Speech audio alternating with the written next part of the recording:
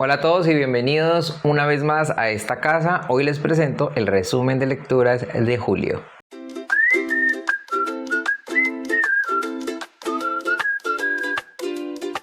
Muy bien, en el mes de julio me leí, o terminé más bien, 2 libros.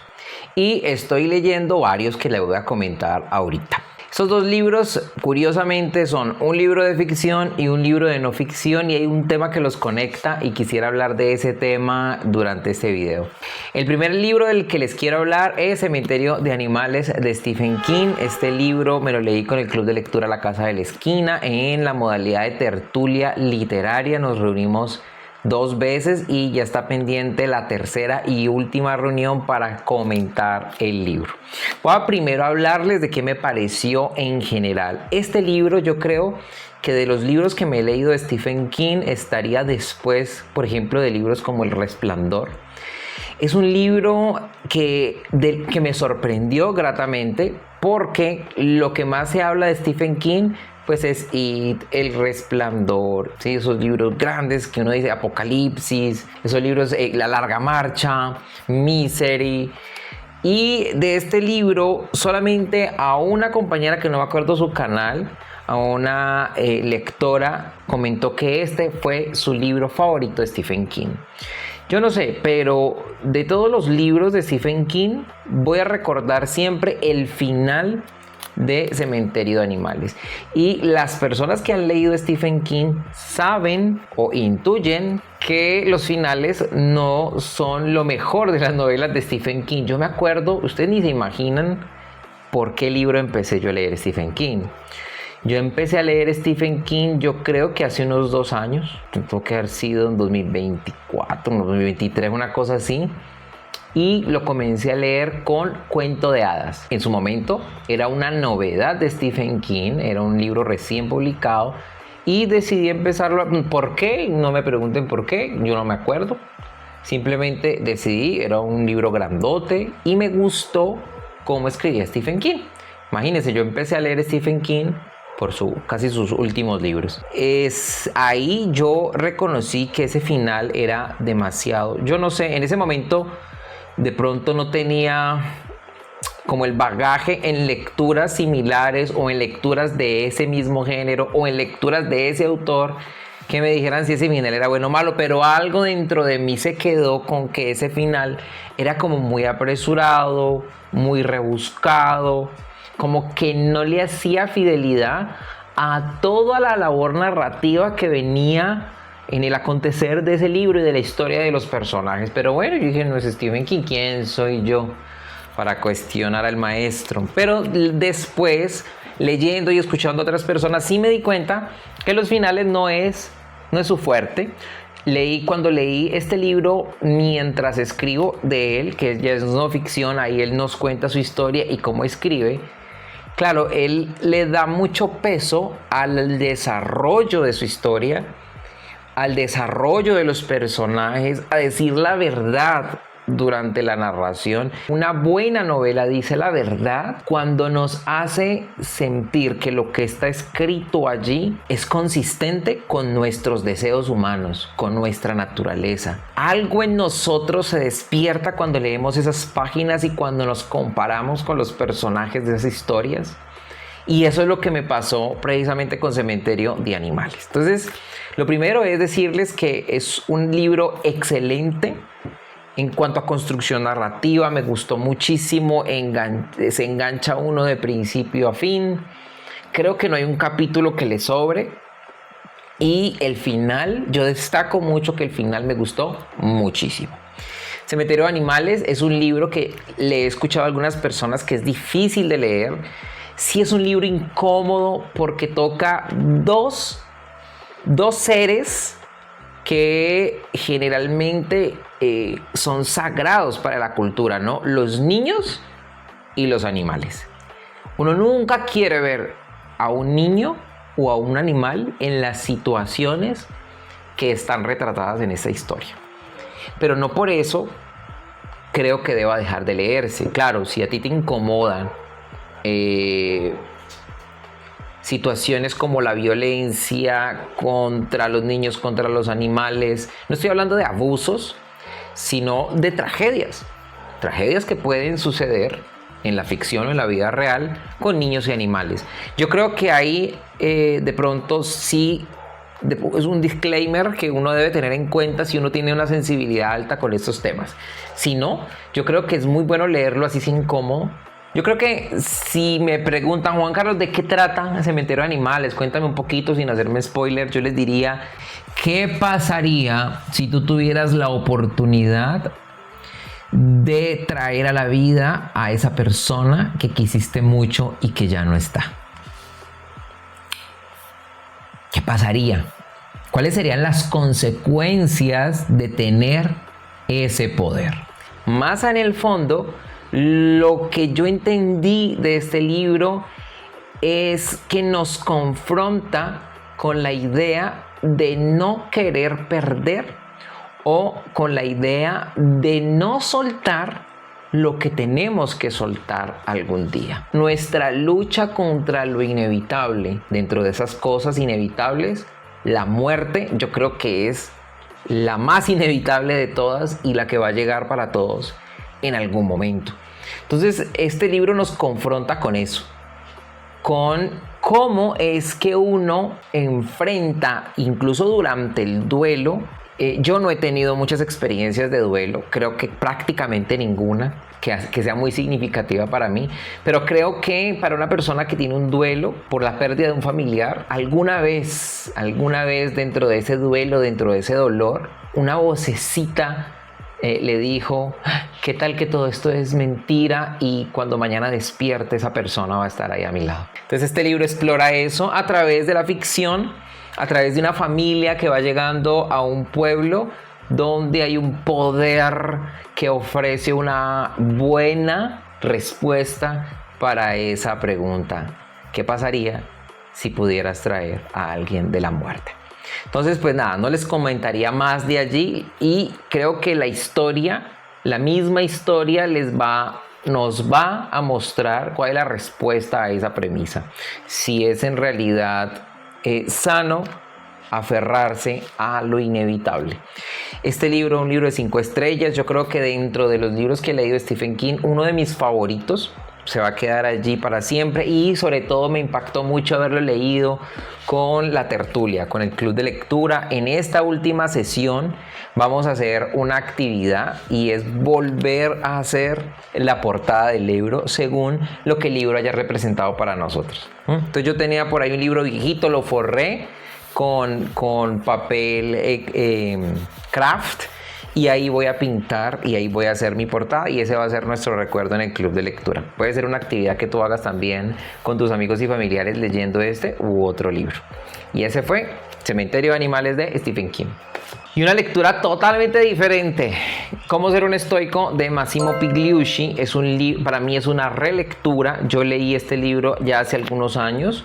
También esta es una lectura con el club de lectura. Este sí fue en la modalidad de club de lectura. Tuvimos varios encuentros semanales. Con este libro tuvimos también un encuentro con la filosofía y sobre todo más bien un encuentro con cómo la filosofía habla sobre la muerte. Y esa es como la conexión de los dos libros, ¿no? Mientras yo leía Cementerio de Animales y después leía y hablaba con el club de lectura sobre este librito, Cómo ser un estoico, hacía ese símil, ¿no? Porque los estoicos, dentro de sus 3 disciplinas, este libro está dividido en 3 disciplinas: la del deseo, la de la acción y la del consentimiento.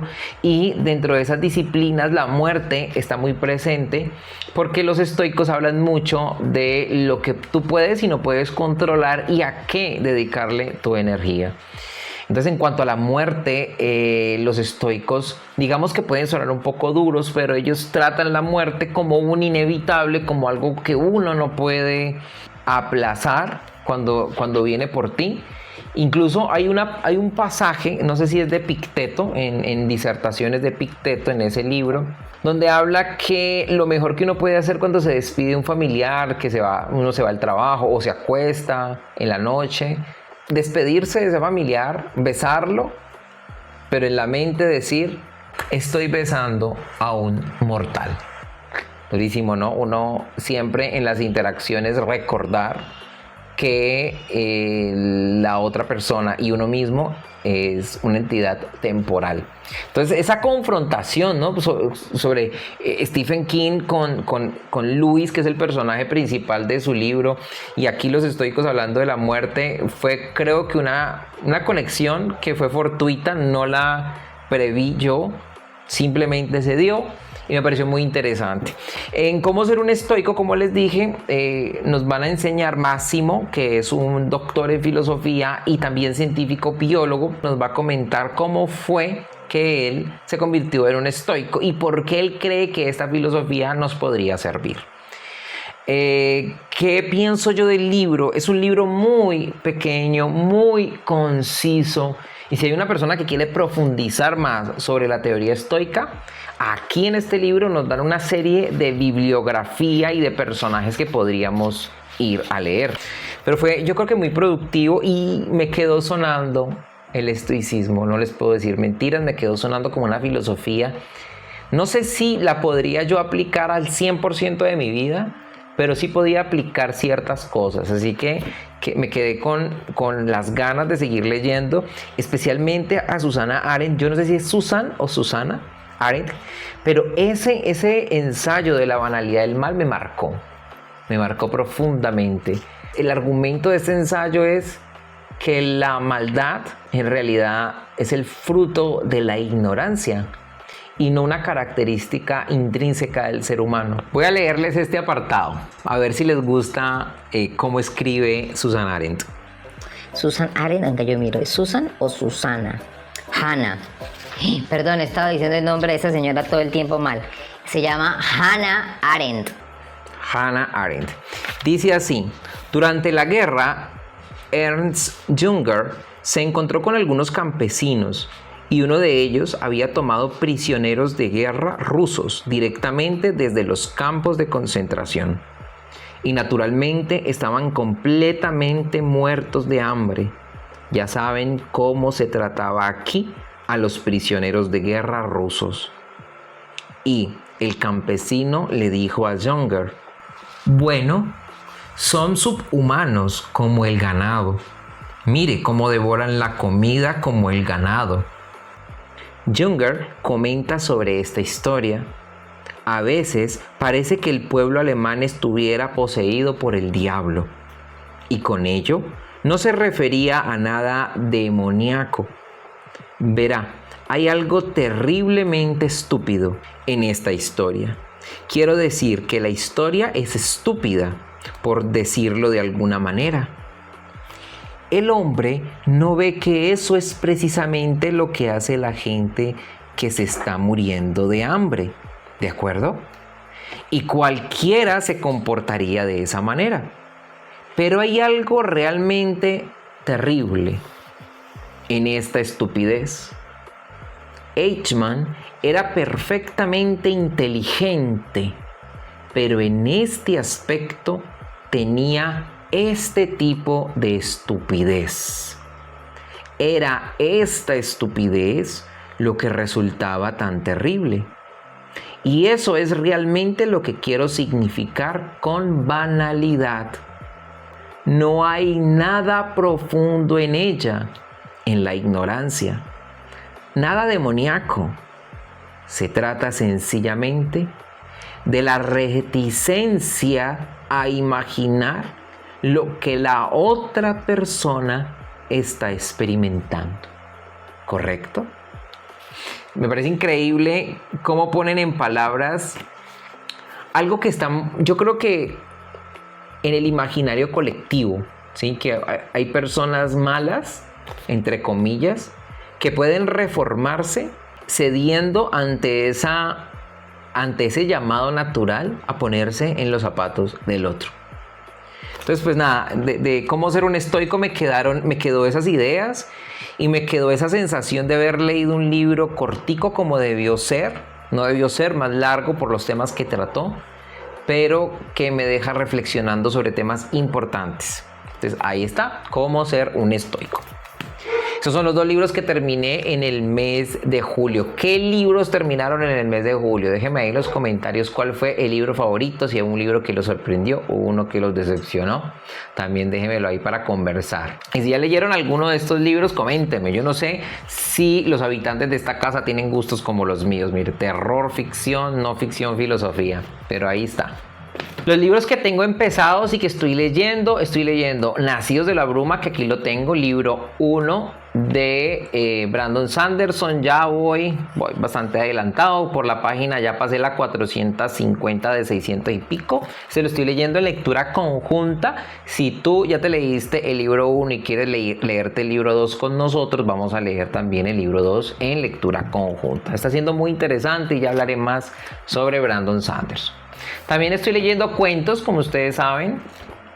Este librito hace rato se los mostré, ya voy terminándolo. Son los cuentos de Francis Scott Fitzgerald, el autor del Gran Gatsby. Y ya voy por la página 700 de 800 y pico también. Este libro me lo compré en la feria de Cali, la feria aquí del libro de mi ciudad.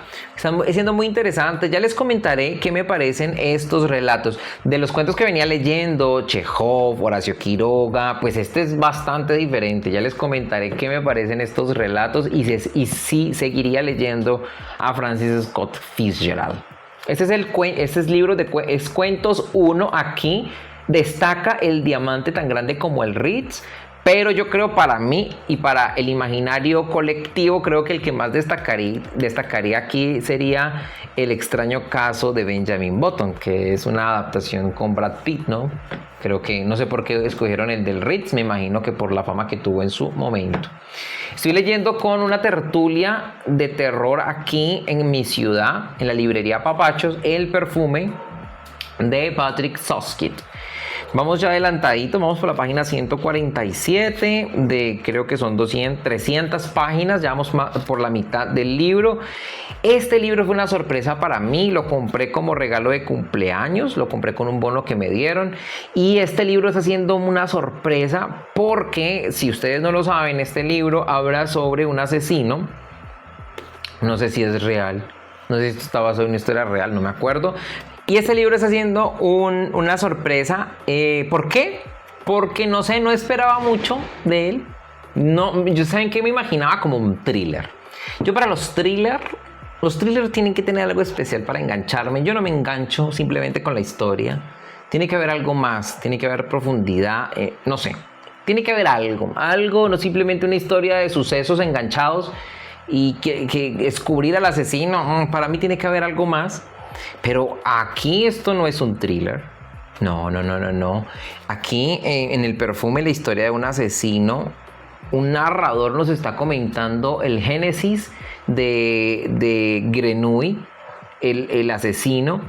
Y este libro está repleto de situaciones que tú no sabes si el narrador está justificando al asesino o simplemente está describiendo el monstruo.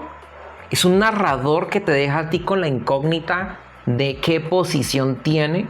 Y por otra parte, los grandes temas aquí, pues no, son geniales, porque tú te preguntas, ¿y qué hubiera pasado si este chico Grenouille, esta historia se desarrolla en Francia, qué hubiera pasado si no hubiera vivido lo que vivió?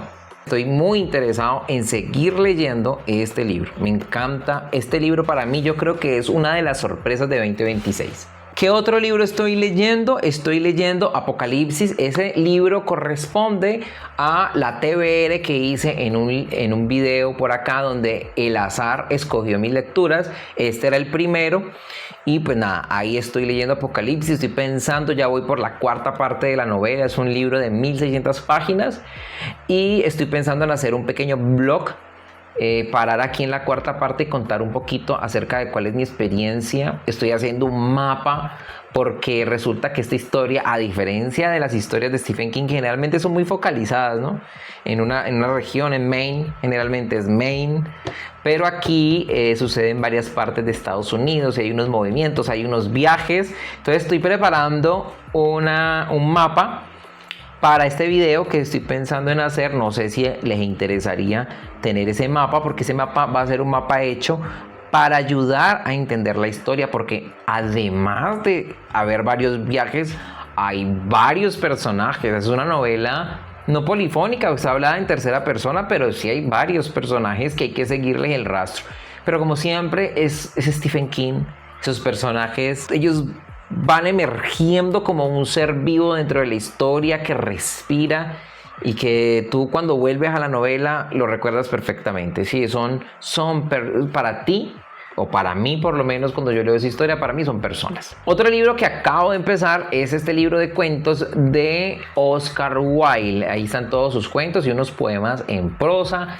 Ya me he leído 3 cuentos y no recordaba lo bonito que es los cuentos de Oscar Wilde. Esos 3 cuentos que me leí: El Príncipe Feliz, El Gigante Egoísta y El Ruiseñor y la Rosa, son cuentos que yo ya me leí. Ya en otro video les voy a comentar cómo me leí, cómo fue que llegaron a mis manos esos cuentos, pero esos cuentos para mí son algo especial. Son cuentos que si tú tienes hijos, léelo con tus hijos y trata de entender con ellos la belleza del mensaje que está transmitiendo Wilde a través del lenguaje. La belleza del mensaje como tal, pero cómo lo transmite. Y a mí me sorprende leer esos cuentos porque la historia de Oscar Wilde también está allí en ese libro. Me leí parte de su biografía. Es una historia dolorosa porque Oscar Wilde fue condenado por homosexual, sí, por homosexual, fue condenado a 2 años de trabajo forzado y eso prácticamente acabó con su carrera. Tanto es que se cambió el nombre, ¿no? Ese cambio de nombre, algo tremendo, ¿no? Anteriormente en la Biblia, por ejemplo, se cambiaba el nombre para honrar a la otra persona, pero ese cambio de nombre en realidad significaba que habían acabado con su identidad como autor. Entonces, pues nada, me sorprende mucho que él transmita mensajes tan bonitos con tan pocas palabras. Son cuentos muy corticos. Yo se lo leería perfectamente a un niño y le explicaría cuál es el mensaje detrás de esas palabras. Y eso es todo por hoy. Les agradezco mucho por llegar hasta aquí. Recuerden suscribirse al canal, compartir este video con las personas que les interese este contenido, jóvenes, adultos de cualquier edad, pero que les interese la lectura o que estén interesados en el hábito de la lectura, en tener este hábito tan bonito que es tener tantas buenas historias en nuestro haber. ¿Qué les parece si me ayudan con eso? Y así los habitantes de esta casa, que ya somos más de 140, podemos seguir creciendo. Les mando un abrazo, que tengan un agosto lleno de excelentes lecturas y que tengan felices lecturas. Un abrazo.